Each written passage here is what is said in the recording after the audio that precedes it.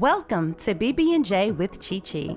We'll discuss topics on beauty, providing beauty tips of the day, enhance your intellect with a dose of knowledge, and top it off with discussions to bring healing for the soul.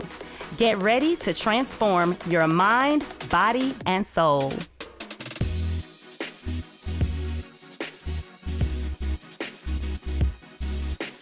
Meet Benny and Markeita Irvin, an amazing couple who has overcome many obstacles in life. Their love, faith, and marriage has been tested and tried due to Benny's health condition. Diagnosed at the age of 19 with renal failure, which causes kidney failure, Mr. Benny has faced many death scares and continues to be challenged with finding a kidney donor. Today, he lives with 4 kidneys, all of which have failed, and it's by the grace of God and a miracle that he is still living strong today. Watch and listen to his story as he shows you how his faith and trust in God has brought him through this journey. Welcome to BB&J with Charmin Chi Chi. It is a beautiful day, a beautiful Sunday, and I am here today and so excited to interview the lovely Mr. Benny and Markeita Irvin. So let's jump right in. So I'm going to start it off with the first question, and I want you guys to tell people how it all began. How did you meet Mr. Benny, this lovely woman right here, Miss Markeita Irvin? Tell us the story, because you know we love a good love story. Well, I met her through a friend that San Jose, Florida. My friend named Wendy, her cousins come down from North Carolina during the summer. Carolina, okay. Yes, ma'am. Yes, I'm ma'am. from Carolina, amen. And I think it was at a club called Jazz Code. And as she was saying, her friends had told her that I have a friend I want you to meet. So I said, okay. So I said, where is she? She's on the dance floor. So I said, oh, okay. So it's come on the dance floor. I was like, oh, okay. I said, okay. That's what I'm talking about. What was you out there doing on the dance floor? I was just, dancing just a little bit. She must have been putting her. Was she twerking? No, we didn't do that. They didn't twerk back in the day. They ain't nothing about twerking. It was called something different. We danced real cute back then. Yes. Real cute. So as I was like leaving, the long story short, I was leaving, I asked her for a number. She gave me a phone number. Matter of fact, I remember writing it down on a $10 bill. Oh, $10? Because you a dime. On dime piece. That was in Jacksonville, Florida. I believe that was back in 1998. 98. So you guys met in 98. Yes, ma'am. Wow. Markeita, what did you think of your husband at the time? Well, I definitely think he was going to be my husband. We just kind of started talking on the phone a lot. He was really nice, very respectful. And we just talked. We would talk for hours sometimes, just talking about our past experiences and things that we had went through and people we've dated in the past. So we really became really good friends. And I finally allowed him to take me on a dinner date. Yeah, tell us about the date. And people want to know. Yeah, it was really nice. I allowed him to take me and Isis to dinner. Oh, and that's good. Yeah, yes. And so that was, I wanted to kind of see how he interacted with me, and so we did that. And when we came back, he dropped me off, very respectful, and we started going on more dinner dates. So he really started off with a lot of dinner dates. So, and this is really funny. I have to share this. I remember one time he, after about dinner date number 7 or 8, he asked for a hug. And then I would never allow him to cross the threshold, Those boundaries. And so I told him, I said, oh no, that's too affectionate for friends. I can't. And so he was like, okay. So I just shut the door and went on. So as time passed, we began to really grow and, love each other, and it became more than friends. So at what point did you all know that you were the one? When did you know, Benny, that this was your wife? Because they say men know before women do. We be tripping. Y'all be knowing. Exactly when I told her, I said, oh, well, I said, you're my future. And what did you say? I said, you're my future, you just don't know it yet. Ooh, and I said, I don't even feel that way about you. I was like, boy, whatever. You know, that's just being honest. Right, I was exactly. like, oh, his future, like, we're just friends. I don't like him like that. And I guess he knew. I just didn't know at that time. Yeah, I knew. Wow. That's good to say. He finds a good wife. He's a find a wife. Finds a good thing. Finds a good thing, yeah. My next question is, I want you guys to tell us the testimony of your wedding. Markeita, when I spoke with you, I remember you telling me something about when you were a little girl. And I don't know if you remember this. Oh my God, yes, it came back to me today when I was riding in the car on the way over here. And I remember you telling me the story about when you were a little girl, you wrote something down. So I want you to share just that part. Yeah. Yes, when I was a little girl, or even younger, like elementary, then went to middle school, I would always say certain things, you know, and we used to play this little game and we would write down all these things we wanted. And so I was like, you know, when I get married, I'm going to Jamaica for my honeymoon. And I'm going to get married on the beach. I want to make sure I'm outside on the water and da-da-da. You know, so I had all of these things that, you know, I wrote down. Yes. And they literally manifested. Wow. Amazing. But I didn't realize it till way later after the Lord brought it back to my remembrance. Like, these were things that you confessed. These were things that you spoke as a child. Even in your innocence, you didn't know, but it was still things you desired. And so it wasn't until years later that I was like, oh my gosh, everything that I actually confessed, it manifested. So it just, it was an aha moment. Like, at what age did y'all get married? I believe Bennett, he helped me with this. Was I 30? She had to be 30. I'm 32. Okay. My 30. my dad died in 2000. And we got married in 2001. Okay. July 7, 2001. 2001. That's when y'all got married. So it's been how many years now? 19 years. 19. It'll be 20 this year, right? 20 July. Yes. Wow. So almost 7. 20 years. That is a blessing. Thank God. It seemed like it, but wow. Benny, I want you to tell people about your childhood. So tell us what type of child you were. Were you in sports? Like, what were you bad? What did you do? Did you get into some stuff? I wouldn't say I was bad, but I was into sports. So my dad was a coach, and my dad was like, he didn't play. He didn't play no. Okay. He loved family. Okay. Yeah, he loved family. He didn't play. So I was in sports. I played football, basketball, baseball. Baseball, like pitch. I was a pretty good athlete. So you was an all-around American athlete. Yes, ma'am. Okay. Now, how were you raised? Were you raised in the Lord? Were you? I was raised in the Lord. Yes, I was. So Zion Baptist. Come on, Zion Baptist Church. Zion Baptist. Incorporated. Yes, ma'am. Markeita, what was your growing up? What was your childhood like? It was really good. Very supportive. Outgoing family.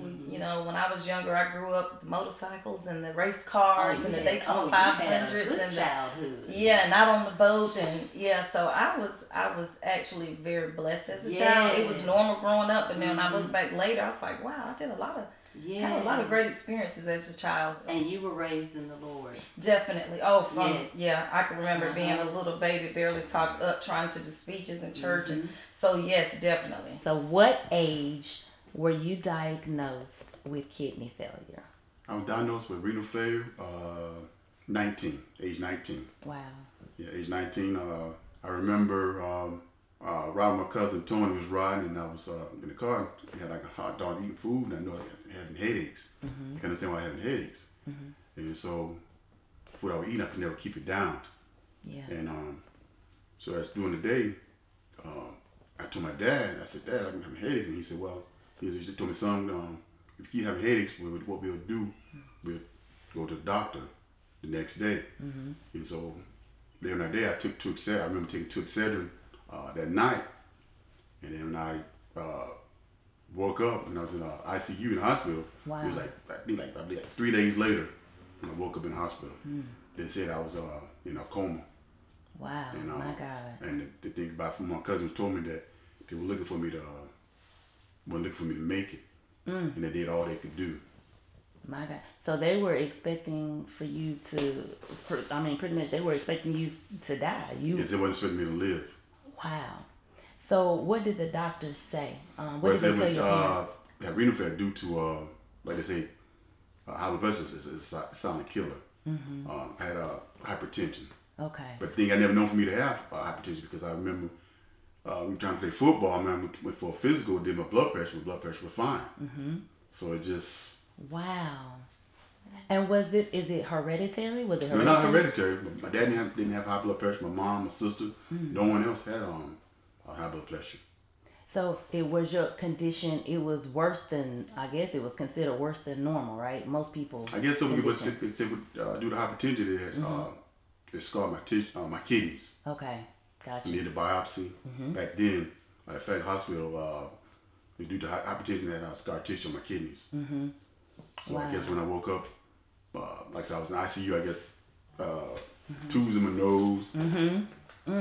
And said my dad, just crying. I can imagine. Yeah. My dad's a big, strong guy. And, love family, but love the Lord. Yes. But I believe after I went through that experience of a kidney, I wasn't a bad person or anything like that, my mom and dad, but they stopped they cut a lot of things, stopped drinking. Yes. It drove them to really, just commit to the Lord, trust in the Lord. Yes. When it got to the point where I saw my dad, you're going to need to be praying. Like I said, my mom reading the Bible, which I already read a Bible, but it caused my dad to commit even more, trust in the Lord, love the Lord, even more. But even at that time when I went through, I never asked God, why me, Lord? Yes. Oh. But I always, continue to trust in the Lord.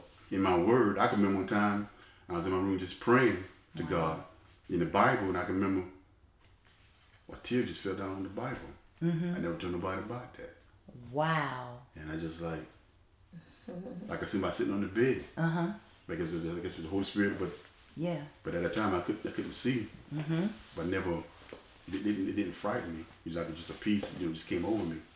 And do you believe that was God speaking to you? I believe it's God speaking to me, even from a little boy to even now, going through what I went through and had my experience. Yeah. As a grown man. I want you to share some of those supernatural experiences. Well, the time when I was Southeast Georgia, in Brunswick, Georgia. I couldn't tell people because people thought I was crazy. Crazy, But the supernatural experience that I had, like I said, I saw the bad and I saw the good. But I first saw the bad because I see them come in the room like, well, what's this? But the Bible tells us when you weep, that's when the enemy come. Yeah. Because at the time I tore both my patellas, both of my knees, I couldn't walk. I had full infection. I just passed out. Wow. And what it was, this infection. It was in my knee. I couldn't move. Wow. And I remember sitting on the ground like, wait a minute, I know I didn't just pass out. Just like, wait a minute. But anyways, I was in the hospital and I was sitting there at the night. I couldn't tell nobody.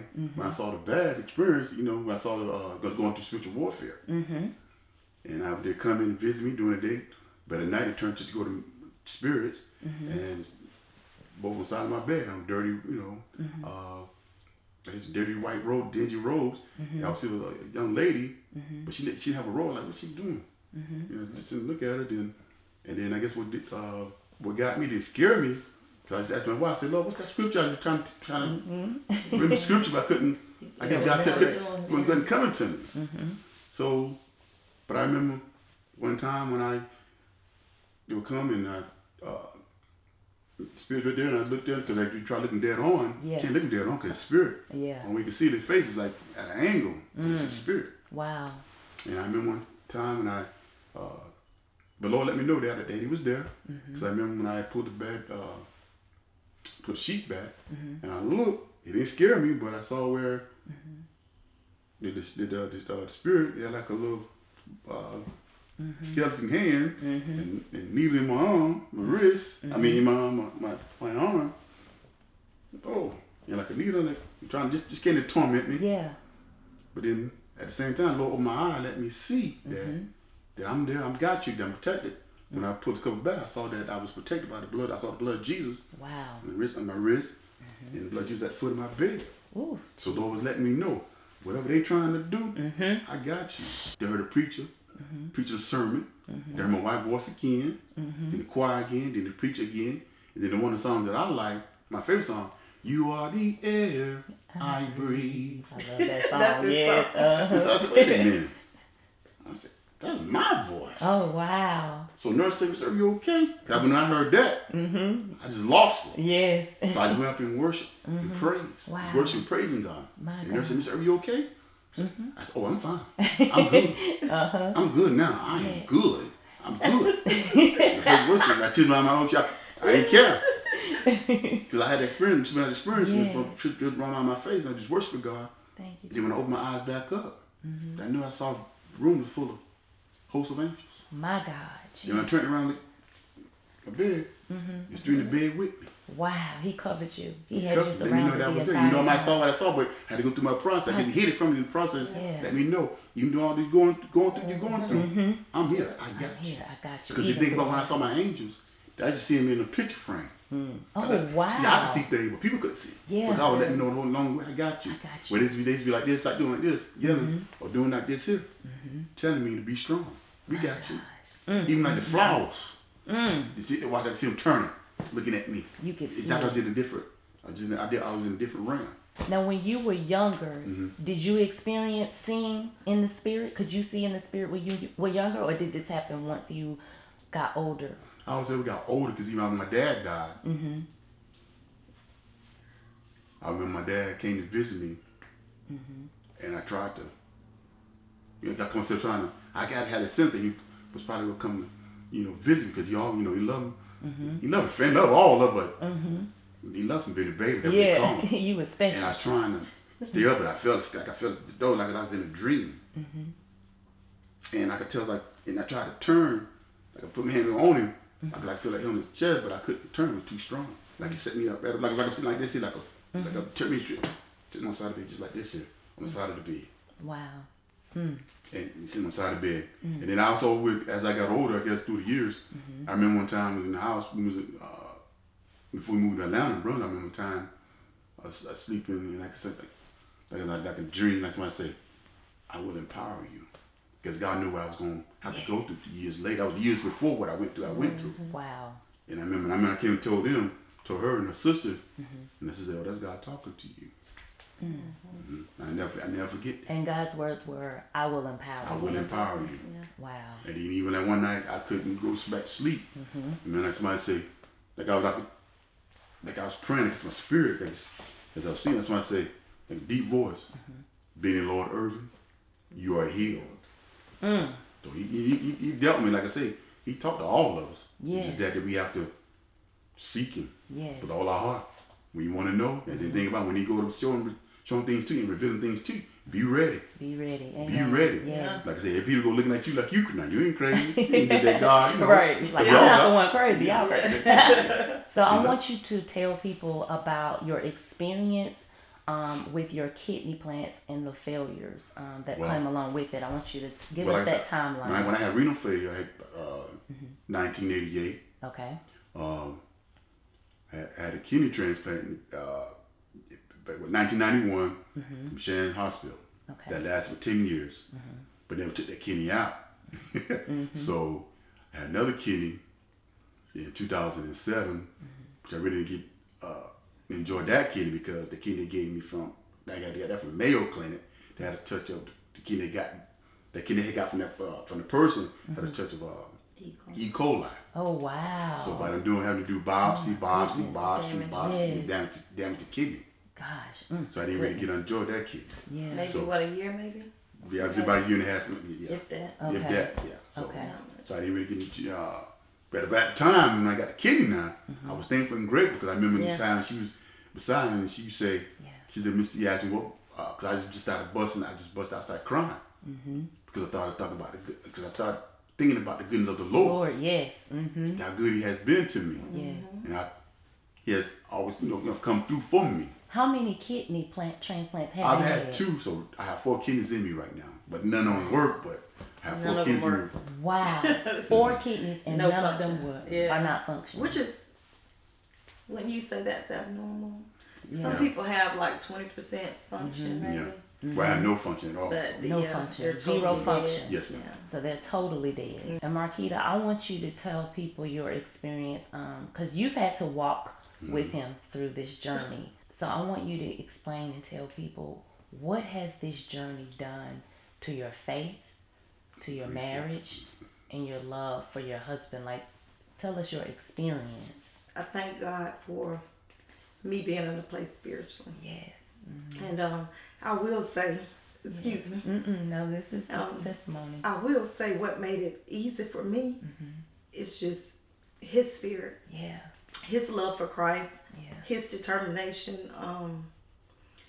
You know, even as a husband, you know, a lot of people may say, well, you know, as a dialysis patient, you know, he's on disability, blah, blah, blah. But there was never a day that he didn't work. Wow. As a matter of fact, when he collapsed ill, he was going into work graveyard. He did that for like 4 years. Wow. So it was like to see him so determined and, you know, just such a positive attitude. Yeah. I would have to say for me, it made it, I wouldn't necessarily say easy, but it was like, it's almost like God made it sweatless. Yes.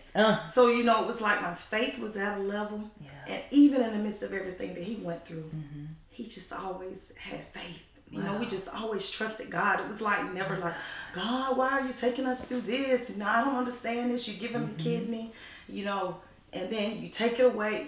We never thought like that. It's like that thought never crossed our mind. We just knew that it was just part of the journey. So what we began to do, I know for me, you know, God used me through this to just encourage other people. Yeah. You know, even on my job, people would be like, your husband laying in the hospital in ICU and you're walking around smiling. It was like a peace within me that I knew he was going to be all right. My God. So for me as a wife, by us being on one accord spiritually, you know, and by me truly understanding my, you know, my job or my duty as a wife, you know, it's through good and the bad, it's better for worse, sickness and health, you know, and that is really key because, you know, some people walk away, they can't take it.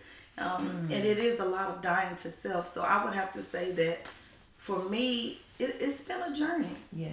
But he made the journey easy from not complaining, from us, you know, praying together, staying encouraged. Yes. And it is something that you have to want to do. It's easy to give up. You know, it's something that I tell my students all the time. You know, that's the easy way out, to walk away. To walk away, That's easy to do because you don't have to really deal with anything. You just leave it all there and then you just quit.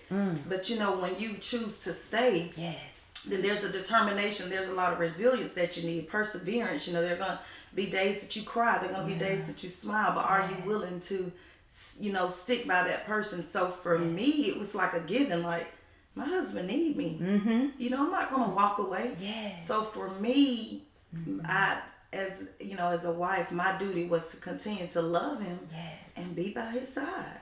You know, I wouldn't, if something happened to me, I wouldn't want him to walk away and leave me. You know, so for me, because of my desire and will to do, the Lord just, he strengthened me. You know, like a lot of people say, God graced you for this. I know that God graced me for this journey. And when I look back, you know, I'm looking like, we're on 20 years. This year will be 20 years. Wow, amazing. I can honestly say from the bottom of my heart, it doesn't, I don't wear the burden. I don't wear like, what they say, I don't look like what I've been through. Yes. Because I've been through, but like I say, God, it's almost like God will begin to take things from you to where you can't even remember. You do that, in marriage vows, it says, in sickness and in health.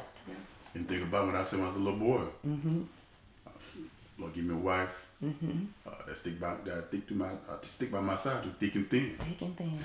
And you found it. That's it. That foundation. My God, it's a blessing. Thank God for it. Every day. I want people to really see the picture because really, truthfully, you shouldn't be operating. Since 2007, you needed a kidney. And it's what, 2020? And we still need one. And we still need a kidney. So I want you to explain that. I want people to understand that you are literally a miracle walking. God has literally touched you, your life. You are a miracle. Yeah, I know, because of the grace of God. By the grace of God. You know, I've had doctors telling me, hey, your lab is so good. You know, you're going to put me out of business. Wow. Well, they know I look so good that I need to, they want me too young, you know, I need to get, I need a kid. Wow. So 2007 to 2020, you have been, what has been your process? Every day you wake up, what do you do to keep moving, to keep living? Singing back.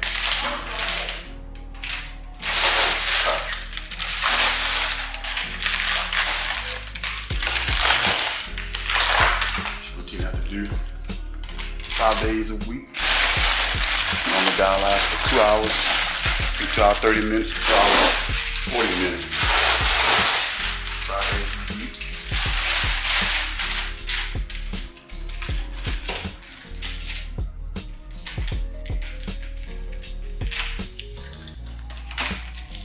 Stop doing this because it gives me a flexibility.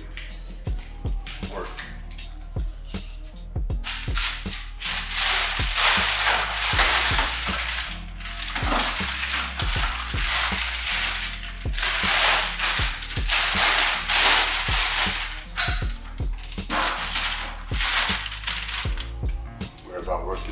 Whereas if I was going to the center, I wouldn't be able to work. Whereas now I'm not working now. I'm telling you, my knees at the same time. God is good.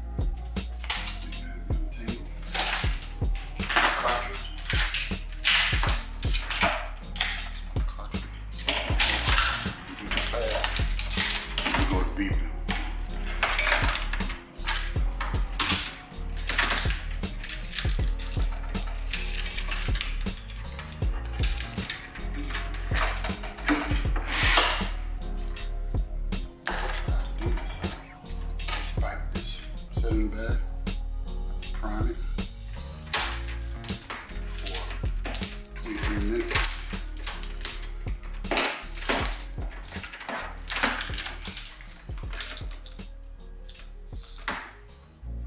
Here, an artificial kidney is my lifeline. This is what my blood.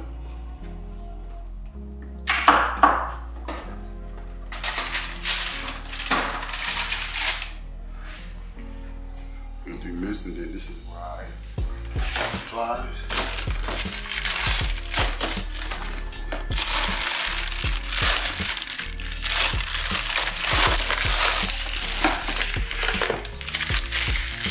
These I use 14 gauge, but this is 15 gauge.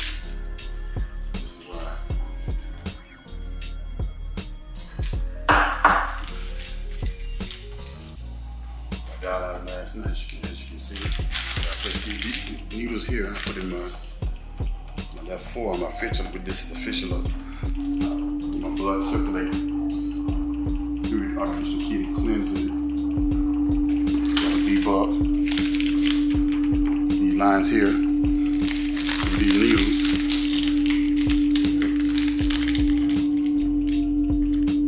I'll take out so you can see.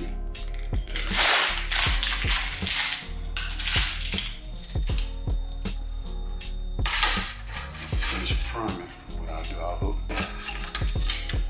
this red cord to that in there, and then to my arterial, and the other blue line to this in here, which is, as you can see, the color coordinated to my venous. And I dialyze for 12, 30 minutes, 40 minutes. That's how many days a week? 5 days a week. 5 days a week for 2 hours and 40 minutes. Southeast Georgia, 21 days. Now I'm in Brooks, 21 days. I had to learn how to walk again. Can't do that. Can't do nothing. Lost strength in my arms, legs, everything. But God is good. By the grace of God, I'm back. Well, this has been an amazing journey, a powerful interview by Mr. Benny and Markeita Irvin. I know that each of you watching this testimony and this interview, you're going to be blessed. You should have your weaponry, your tools of warfare. You have learned how to pray, how to be a wife, how to be a husband. This whole interview has been such a blessing, and I just want to bless both of you, and I pray that your testimony and your lives really impact the world, because people need to hear and they need to see people like you living for God, a couple who are so bonded together, and you guys, you never have allowed the enemy to come in and separate what God has joined. Can you tell us if they need to reach out to you for encouragement, or someone wanted to contact you, how could they contact you? Actually, I guess maybe through email. Okay. MarkeitaIrvin@gmail.com. Yes. And that's MarkeitaIrvin@gmail.com. Perfect. That's good, because I'm sure some people are going to want to reach out and maybe get some information from you. Maybe you can help give some encouraging words, because I really believe definitely that people are going to want to reach out to both of you. Okay. And be encouraged, because this is very inspirational. So, yes, anytime. Yes. At your service. Absolutely. So, this is BB&J, and until the next time, the next place, and the next topic, stay dope, y'all. Peace. Peace.